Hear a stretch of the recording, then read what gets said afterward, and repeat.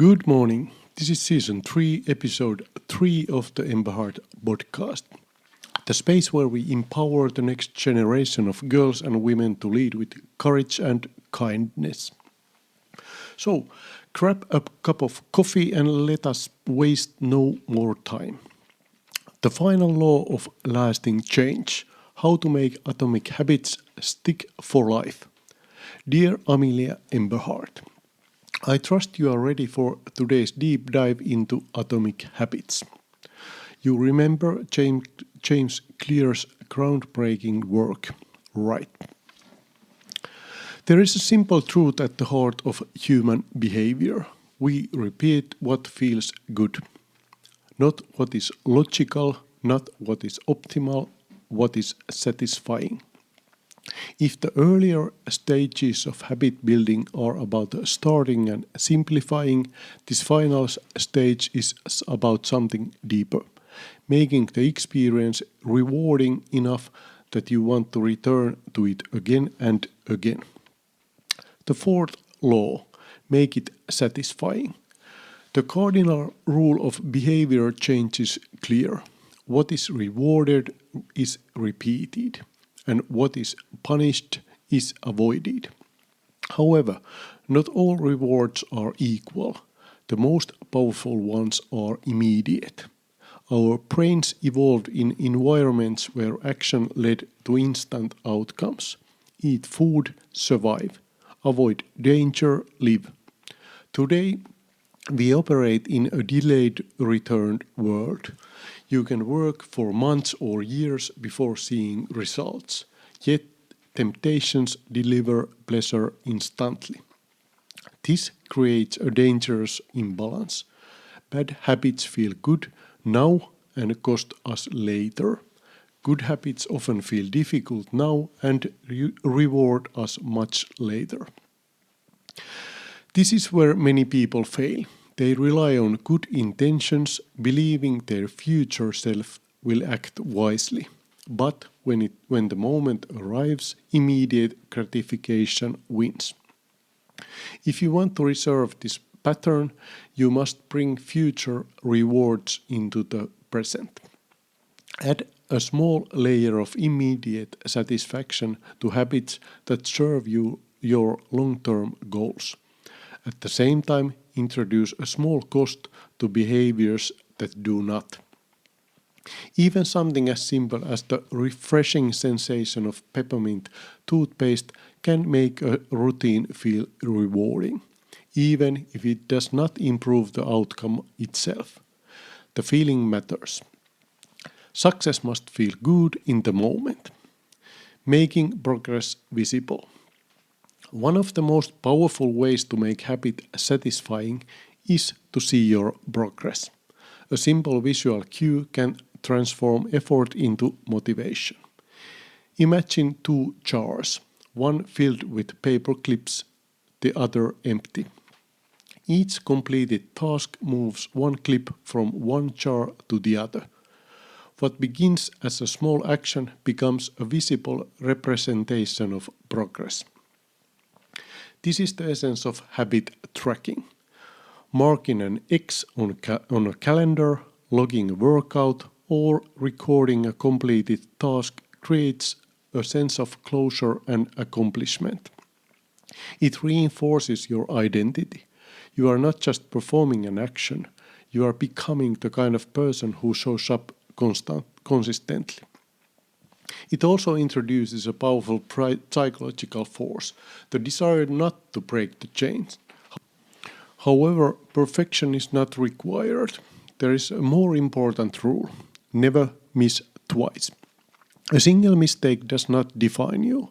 What matters is how quickly you return.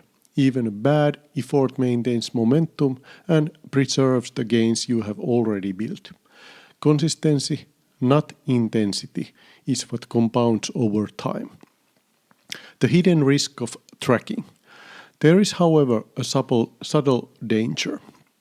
When you measure something, it becomes a target. And when it becomes a target, it can lose its meaning. The goal is not to chase numbers. The goal is to reinforce the identity behind the behavior. Tracking is a tool, not the purpose. The power of accountability. Bad habits persist because they serve us in some way. They provide comfort, escape, or relief. To break them, you must increase the cost of continuing them. The most effective way to do this is to make consequences immediate. An accountability partner can transform intention into action. Knowing that someone is watching introduces a level of responsibility that is difficult to ignore. A habit contract takes this even further. It is a clear agreement, written or spoken, that defines your commitment and the consequence of failure. When the cost of inaction becomes immediate, behavior changes. Finding your natural advantage. Not all habits feel equally rewarding, and there is a reason for that. Each person is wired differently. Your strengths, preferences, and natural inclinations shape what feels enjoyable. Success is not only about discipline, it is about alignment. Ask yourself, what feels like a play to me but work to others? When do I lose track of time? Where do I achieve results more easily than average? These are signals. They point toward areas where habits will feel naturally satisfying. And when something feels satisfying, consistency becomes effortless. The Goldilocks zone of motivation. Even enjoyable habits can become stale. The key to staying engaged is to operate in the Goldilocks zone. Tasks that are just challenging enough to hold your attention, but not so difficult that they overwhelm you.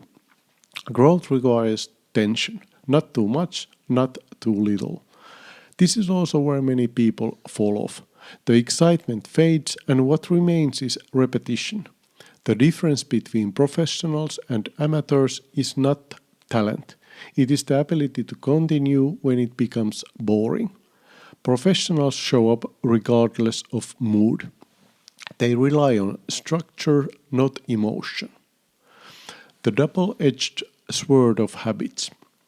Habits are powerful because they automate behavior, but automation has a downside. You can improve without thinking, but you can also stagnate without noticing. Mastery requires more than repetition. It requires reflection. You must periodically step back, evaluate your performance, and adjust. Habits build the foundation, but the deliberate practice drives growth. There is also a deeper challenge: identity. The more tightly you cling to a specific identity, the harder it becomes to evolve. Growth demands flexibility. You can remain true to your values while adapting your approach. The compound effect of small wins. In the end, the secret is not intensity, it is continuity. You do not need dramatic change, you need consistent, satisfying progress. Every completed habit is a signal. It tells your brain this is worth repeating. Over time, these signals compound, shaping not only your actions but your identity. Do not stop, even when it is slow, even when it is boring, even when it feels insignificant. Because small habits do not merely add up, they compound into a life.